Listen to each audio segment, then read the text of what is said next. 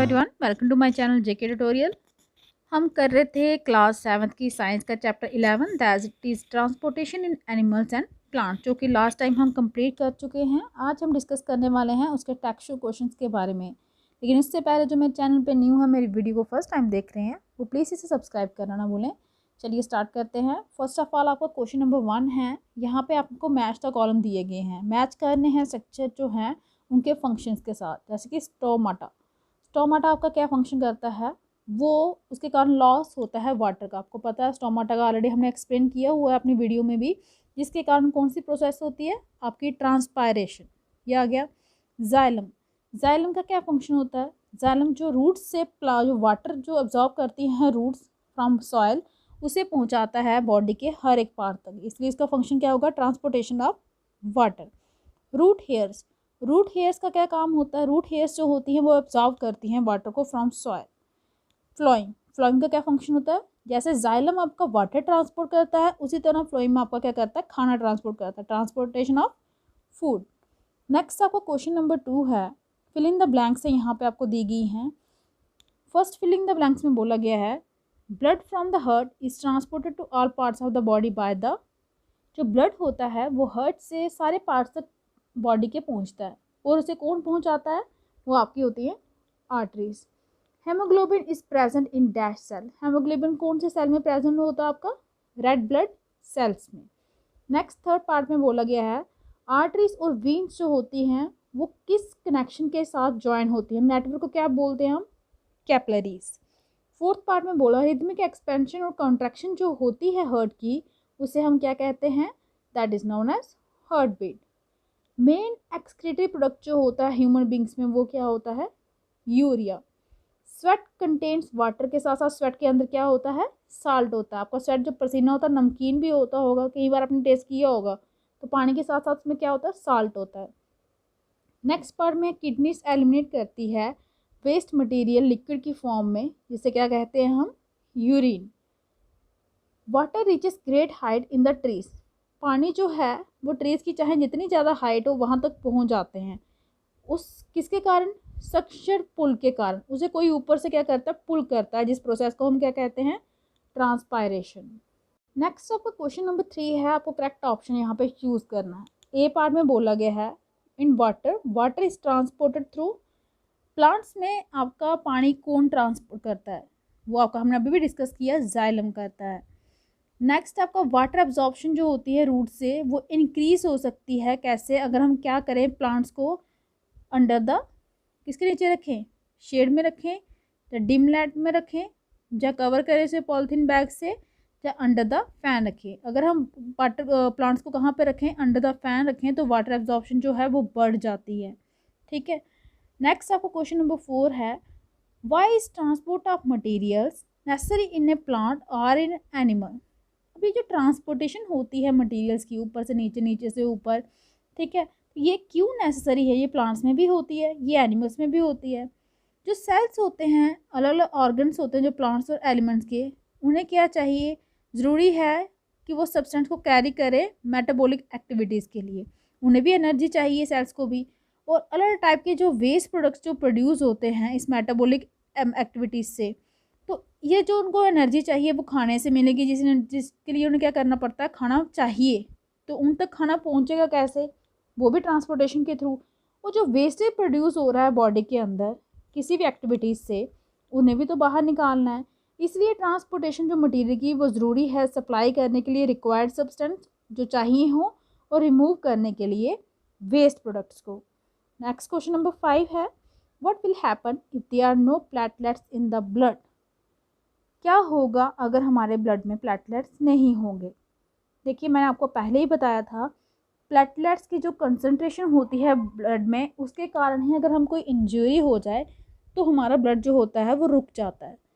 Platelets ही responsible हैं, जो clotting होती है, ब्लड जो जम जाता है। अगर हमारे ब्लड में प्लेटलेट्स ही नहीं होंगे तो ब्लड क्लॉट नहीं बनेंगे। अगर हमें इंजरी हो गई, ब्लड क्लॉट नहीं बनेंगे, तो इसके कारण बहुत सारा ब्लड लॉस होगा, और फाइनली जिसके कारण हो जाती है डेथ पर्सन की, क्योंकि इंसान किस पे चल रहा है, सब कुछ ब्लड पे ही तो बेस है। अगर ब्लड ही नहीं रहेगा तो लाइफ नहीं होगी। Next question number 6, what are stomata. Stomata क्या होता है, कोई 2 फंक्शन बताने हैं आपको स्टोमाटा के। स्टोमाटा में कि आपको पता है कि छोटे छोटे पोर्स होते हैं, आपने देखा होगा सरफेस ऑफ लीव्स पे, जिसे स्टोमाटा कहते हैं। छोटे छोटे पोर्स होल्स की टाइप के होते हैं। ट्रांसपायरेशन और एक्सचेंज ऑफ गैसेस, ये दो मेन फंक्शन होते हैं स्टोमाटा के। ट्रांसपायरेशन आपको पता है वाटर लॉस होता है यहाँ पे, और एक्सचेंज ऑफ गैसेस मीन जो कार्बन डाइऑक्साइड पेड़ जो छोड़ते हैं वो यहाँ से छोड़ते हैं, जो उन्होंने ऑक्सीजन प्रोड्यूस करना है वो भी यहाँ से छोड़ना है, ठीक है। कार्बन डाइऑक्साइड का यूज़ करते हैं, ऑक्सीजन को रिमूव करते हैं, ऑक्सीजन बना के बाहर छोड़ देते हैं, वो भी इन्हीं पोर्स से होता है। और जो कार्बन डाइऑक्साइड इनको चाहिए अपना खाना बनाने के लिए, वो भी इन्हीं पोर्स के थ्रू इनके अंदर जाता है। नेक्स्ट क्वेश्चन नंबर 7 है आपका, does transpiration serve any useful function the plants? क्या ट्रांसपायरेशन का कोई यूजफुल फंक्शन है प्लांट्स में? एक्सप्लेन कीजिए।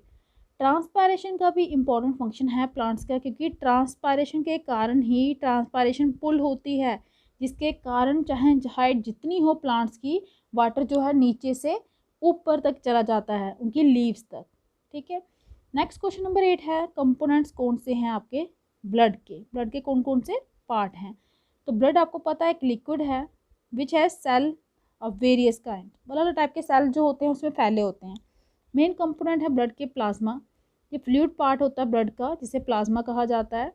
दूसरा पार्ट है आरबीसी, एक टाइप सेल का होता है जिसे रेड ब्लड सेल कहा जाता है, जिसके अंदर रेड पिगमेंट प्रेजेंट होता है। कौन सा रेड पिगमेंट होता है? हेमोग्लोबिन, इसी के कारण ब्लड का कलर जो होता है रेड होता है। नेक्स्ट आपका WBC, वाइट ब्लड सेल्स, जो फाइट करते हैं अगेंस्ट जर्म्स जो हमारी बॉडी के अंदर एंटर करते हैं, मीन्स ये हमारे इम्यून सिस्टम को स्ट्रॉन्ग बनाता है। फोर्थ पार्ट है प्लेटलेट्स, जो क्लॉटिंग होती है ब्लड की वो किसके कारण होती है? प्लेटलेट्स के कारण होती है। तो ये 4 कंपोनेंट्स हैं ब्लड के, plasma, red blood cell, white blood cell और प्लेटलेट्स। नेक्स्ट आपका क्वेश्चन नंबर 9 है, why is blood needed by all parts of a body? किसी की भी बॉडी हो, एनिमल्स की हो, प्लांट्स की हो, प्लांट्स में तो चलो होता ही नहीं है, हम एनिमल्स की बॉडी में ब्लड क्यों ज़रूरी है?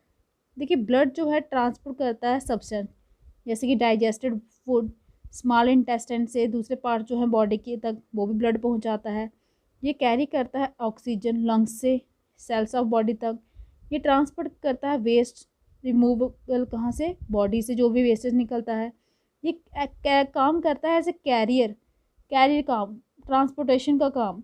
हर एक पार्ट जो है बॉडी का, उसके क्या क्या चाहिए? सडन सब्सटेंस होते हैं जिनको अपना अपना फंक्शन परफॉर्म करना होता है। तो हम कह सकते हैं हर एक पार्ट जो है वो क्रिएट करता है वेस्ट प्रोडक्ट, तो वहाँ से कोई ना कोई उसको भी रिमूव करना पड़ेगा हर पार्ट से। तो वहाँ से हर पार्ट तक कौन पहुँचता है? वो ब्लड ही है जो हर एक पार्ट से बेसिस को लेके बाहर रिमूव करता है। तो इसलिए ब्लड की नीड क्या होती है? हर एक पार्ट जो बॉडी का है वहाँ पे ब्लड की नीड है, क्योंकि ब्लड ही वहाँ उनके तक जो भी सब्सटेंस हैं जिनकी इनको रिक्वायरमेंट है उनको सप्लाई करता है, और उनका जो भी वेस्टेज है वो वहाँ से रिमूव करता है। नेक्स्ट क्वेश्चन नंबर 10 है आपका, what makes the blood look red? ये हमने अभी अभी डिस्कस किया। ब्लड का कलर जो रेड होता है वो किसके कारण होता है? हेमोग्लोबिन जो रेड ब्लड सेल के अंदर प्रेजेंट होता है। क्वेश्चन नंबर 11 है आपका, डिस्क्राइब कीजिए फंक्शन क्या होता है हार्ट का? हार्ट का क्या काम है? देखिए हार्ट जो है आपका वो ऑर्गन है जो लगातार बीट करता है, धड़कता रहता है, एक्ट करता है, ऐसे पंप का काम करता है, ट्रांसपोर्ट करता है ब्लड को, और कैरी करता है उसके साथ साथ जो भी सब्सटेंस है, ब्लड कैरी करके लेता है सब्सटेंस। जो हार्ट है वो पंप करता है डीऑक्सीजनेटेड ब्लड को, किसके पास पहुंचाता है? लंग्स के पास, ताकि उसमें ऑक्सीजन ऐड हो सके, और रिसीव करता है ऑक्सीजन वाला ब्लड किससे? लंग्स से, ताकि वो उसे पंप करके ऑक्सीजन वाले ब्लड को हर एक पार्ट तक पहुंचा सके। ये देखिए ये स्ट्रक्चर दिखाया गया आपको इसका हार्ट का। हार्ट के मेनली 4 चैम्बर होते हैं, यहाँ पे दिख रहा है। ये आपका लेफ्ट एट्रियम, ये लेफ्ट वेंट्रिकल, ये 2 चैम्बर इस साइड हो गए, ये राइट एट्रियम, ये राइट वेंट्रिकल, ये 2 चैम्बर। टोटल हमारे हार्ट के 4 चैम्बर होते हैं, ठीक है। ये आपकी पार्टीशन है, ये जो लाइन दिख रही है जो हार्ट को 2 पार्ट में डिवाइड कर रही है, लेफ्ट और राइट में। ये आपकी वीन्स हैं, ये आर्टरीज दिखाई हैं। देखा वीन्स जो आर्टरीज से थोड़े छोटे साइज़ की होती हैं, इसे वीना कावा कहते हैं। ये आपका अयोटा होता है। बस ये पार्ट्स हैं आपके। इस डायग्राम को आपको खुद भी बनाना आना चाहिए, क्योंकि एग्जाम में बहुत बार पूछा जाता है। नेक्स्ट आपका क्वेश्चन नंबर 12 है, क्यों ज़रूरी है वेस्ट प्रोडक्ट को बाहर निकालना? देखिए जब भी हमारे सेल परफॉर्म करते हैं कुछ फंक्शन तो वेस्ट प्रोडक्ट जो हैं वो प्रोड्यूस होते हैं वहाँ पे। ये जहरीले होते हैं, टॉक्सिक होते हैं, अगर हमारी बॉडी के अंदर हैं तो ये हमें नुकसान पहुँचा सकते हैं, इसीलिए इन्हें बॉडी के अंदर से रिमूव करना ज़रूरी है। नेक्स्ट क्वेश्चन नंबर 13 है, आपको ह्यूमन एक्सक्रीटरी सिस्टम की लेबल डायग्राम बनानी है। ये आपका ह्यूमन एक्सक्रीटरी सिस्टम है, ये आपकी किडनीज दिखाई, ये 1, ये 2, ये आपका यूरेटर होता है, ये आपका यूरिनरी ब्लैडर है जिसमें आपका यूरिन जो होता है स्टोर करके रखते हो, ये यूरेथ्रा है और ये यूरिनरी की ओपनिंग जहाँ से आप यूरिन पास करते हो। ये ह्यूमन एक्सक्रीटरी सिस्टम की डायग्राम जो है ये भी आपको आनी चाहिए बनाना, क्योंकि आपके आगे बड़ी क्लासेस में भी जाकर यूज़ होती है।